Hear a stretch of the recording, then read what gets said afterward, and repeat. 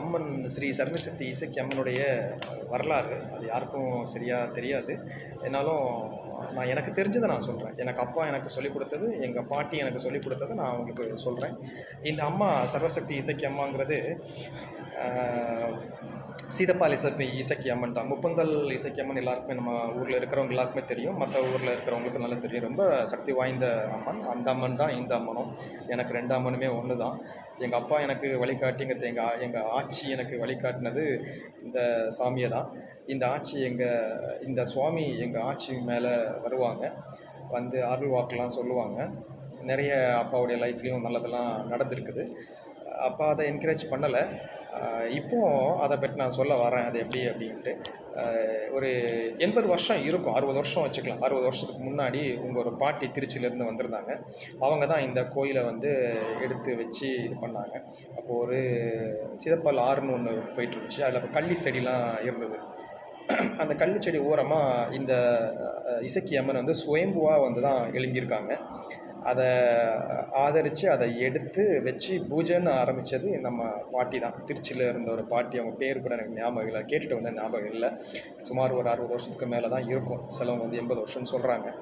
அவங்க தான் ஸ்டார்ட் பண்ணாங்க. கள்ளிச்செடியிலேருந்து வந்த இந்த சுயம்பு அம்மன் தான் இசக்கி அம்மன். இது வந்து எங்கள் ஆட்சிக்கு மேலே வரும்போது முப்பந்தல் இசக்கின்னு சொல்லியிருக்காங்க. அந்த அம்மனுடைய ஒரு இது தான் எனக்கு தெரிஞ்சு, எனக்கு சின்ன வயசில் சொல்லிக் கொடுத்ததை வச்சு, எங்கள் அப்பா கிட்ட சொல்லதை வச்சு, எங்கள் அப்பா எனக்கு சொல்லதை வச்சு நான் சொல்கிறேன். அப்புறமா அந்த கோயிலை வந்து எடுத்து ஆதரித்தது சீதப்பாலில் இருக்கிற ஒரு ஃபேமிலி தான். எடுத்து அந்த தண்ணியில் கொஞ்சம் போகிறதுனால அதை தூக்கி வச்சு ஒரு ஓலை ஷெட் மாதிரி போட்டாங்க. அதுக்கப்புறம் அந்த திருச்சியிலிருந்து வந்த அந்த ஆட்சி, அந்த பாட்டி தான் வந்து அம்மனுக்கு சந்தனம் இல்லை, மஞ்சளை வச்சு பிச்சுப்பூவும் வச்சு ஊதுபத்தி கொளுத்தி வச்சு சாம்பிராணி போட்டு அவங்களுக்கு வந்து வெள்ளி செவ்வாழை வந்து பூஜை பண்ணாங்க. அப்போ அம்மனுடைய சக்தி எல்லாருக்கும் தெரிய ஆரம்பித்து நிறைய பேர் ஆதரவு பண்ணாங்க. அந்த அம்மாவால் பெருசாக வந்து எடுத்து கோயிலை கட்ட முடியல.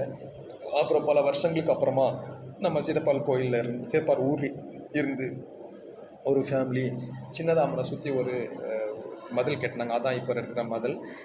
அதுலேயும் வந்து கொஞ்ச நாள் அதில் வச்சு பூஜை பண்ணிகிட்டு இருந்தாங்க. அப்புறம் அந்த ஆட்சி மறைவுக்கு அப்புறம் எது பெருசாக யாரும் அதில் கண்டினியூஸாக இந்த அளவுக்கு ஆர்வமாகவும் அங்கே கோயிலில் இல்லை. நம்ம நிறைய பூஜாரிகள் வந்து பண்ணுறாங்க, அவங்க வந்து பண்ணிவிட்டு போயிடுவாங்க, அங்கே கோயிலில் இருக்க மாட்டாங்க. அந்த பாட்டிக்கு அப்புறம் நமக்கு சரியான ஒரு டிவோட்டீஸ் அம்மனுக்கு பணிவிடை செய்கிறதுக்கு ஒரு ஆள் நமக்கு அம்மன் இன்னும் கொடுக்கல. அது ஏன்னு தெரியல. வந்துடும், கூடிய சீக்கிரம் வந்துடும். நாங்கள் கொண்டு வந்துடுவோம். அங்கேயே கோயிலே இருக்கிற மாதிரி ஒரு சுவாமியும் ஒரு இதையும் அம்மா அருளால் காமிச்சு கொடுத்து நாங்கள் அதை கண்டுபிடிச்சி ஐடென்டிஃபை பண்ணி நாங்கள் வந்து கொண்டு வந்துடுவோம். அப்புறமா அந்த கோயில் என்ன பண்ணாங்க, தண்ணி உள்ளே போகுதுன்னு சொல்லிட்டு கொஞ்சம் அப்படி எக்ஸ்டெண்ட் பண்ணி ஃப்ரெண்டில் வச்சு இதெல்லாம் வச்சு ஒரு பில்டிங் மாதிரி ஒன்று கட்டியிருந்தாங்க. அதுக்கப்புறமா அந்த மரம், இந்த மரமும் கிட்டத்தட்ட ஒரு 60 வருஷம் மேலே இருக்கிற ஒரு மரம் தான். நீம் ட்ரீ, என்ன சொல்கிறது தமிழில் வடி கால்டு, வேப்ப மரம். அந்த வேப்ப மரத்தில் வந்து 2 வாதைகள். அந்த வாதைகள் வந்து அம்மனுடைய துணை சாமி. அது வந்து இது வரைக்கும் நாங்கள் பிரசங்கம் பார்க்கணும். அது ஆண் தெய்வம். லாஸ்ட்டு 2025 நாங்கள் படம் நடத்தும்போது அதுக்கு நாங்கள் பிரசங்கம் பார்க்கும்போது ஒரு ஆண் தெய்வம், ஒரு பெண் தெய்வம், துணை தெய்வம்னு சொல்லியிருக்காங்க. இந்த வருஷம் நாங்கள் எதுவும் பண்ணலை. அதே ஆண் தெய்வம் அந்த உருவம் பிடிக்கும்போது ஆண் உருவம் ஒரு பெண் உருவம் வச்சு பிடிச்சிட்டோம். மறுபடியும் அந்த இடம் வந்து கொஞ்சம் உள்ளே இறங்கி இருக்குது.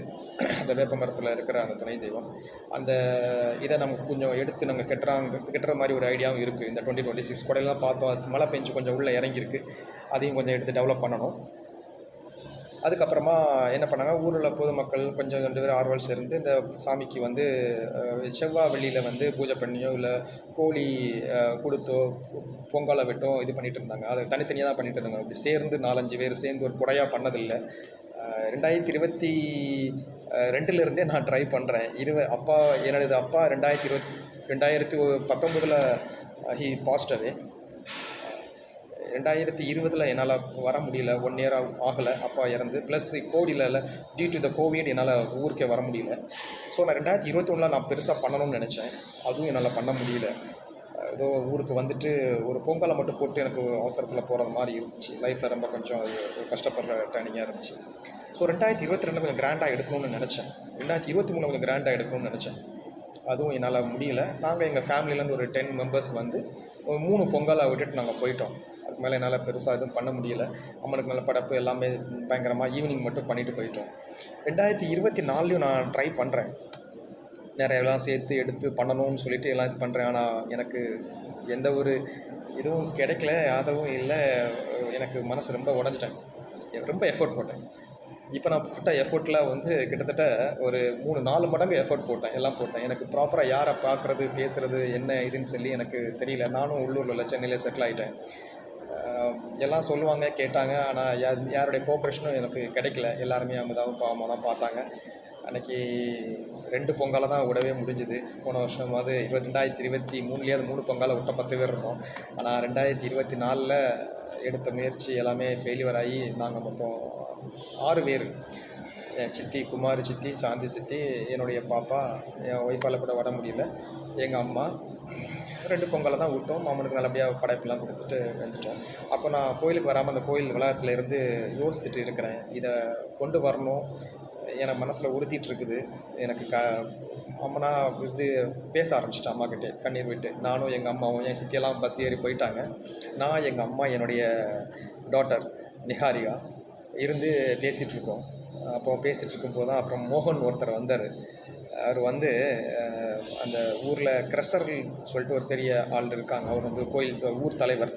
அவருக்காக இவர் இந்த மோகன் சொல்லக்கூடிய ஒருத்தர் வந்து அந்த சீதப்பால் இருக்கிறவர் வந்து சேவல் பலியிட்டு பொங்கலை வைக்கிறதுக்காக கம்பெல்லாம் தூக்கி சேவலை கொண்டு வைக்கிறாங்க. பொங்கலை ரெடி பண்ணிகிட்ருக்காங்க. நாங்கள் பொங்கலை விட்டு முடிச்சதுக்கப்புறமா அப்புறம் அவர்கிட்ட கூப்பிட்டு கேட்குறாரு, யாருன்னு கேட்டால் அது இந்த ஊரில் உள்ள பெரியவர், அவர் கொஞ்சம் ஊர் தலைக்கட்டு அப்படின்னு சொல்லியிருக்காங்க. அப்போ அவருடைய கான்டாக்ட் நம்பரை வாங்கி கேட்குறேன். எதுக்குன்னு கேட்டால், இல்லை எனக்கு ஒரு கொடை வைக்கணும்னு ஆசை, 2-3 வருஷமாக ட்ரை பண்ணுறேன்.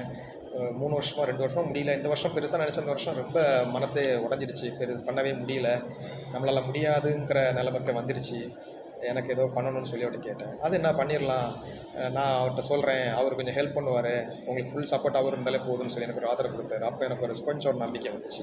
அப்புறம் என்ன பண்ணேன், ராஜபாண்டி அண்ணா அந்த பக்கத்தில் கோயில் பின்னாடி கடை வச்சுருக்கிறவர், அவர்கிட்ட பேசினேன். அவர்கிட்டையும் சொன்னேன், தம்பி நீனும் 3 வருஷமாக சொல்லிகிட்ருக்க, மக்கள் வருவாங்க எல்லாம் போவாங்க, இப்போ கொடையாக நடத்துறது எப்படின்னு தெரியல, ஆனால் ட்ரை பண்ணலாம், பார்க்கலாம், நான் முடிஞ்ச அளவுக்கு அடுத்த தடவை நம்ம பண்ணலாம் அப்படின்னு சொல்லி அவர் ஒரு ஆதரவு கொடுத்தாரு. அதுக்கப்புறமா ஊரில் ஒருத்தவங்க ஒரு பேர் எனக்கு தெரில என்னது கரெக்டாக, அவர்கிட்டையும் நான் சொன்னேன், இப்படி பண்ணணும்னு நான் நினச்சிட்ருக்கேன், ஆனால் அதை பண்ண முடியலன்னு சொல்லிட்டு இது பண்ணிகிட்ருக்கேன். அவங்களும் வந்து தம்பி நீ எடுத்து பண்ணுன்னு கேஷுவலாக தான் சொன்னாங்க. அவங்க இதுதான் ஃபஸ்ட்டு ஆரம்பம். அதுக்கப்புறமா இது ஒரு பெரிய ட்விஸ்ட்டு. சென்னையிலேருந்து டாக்டர் ஏபிகே ராஜா, டாக்டர் ஏபிகே செந்தில், அந்த 2 பேருடைய சப்போர்ட் கிடைச்சிது.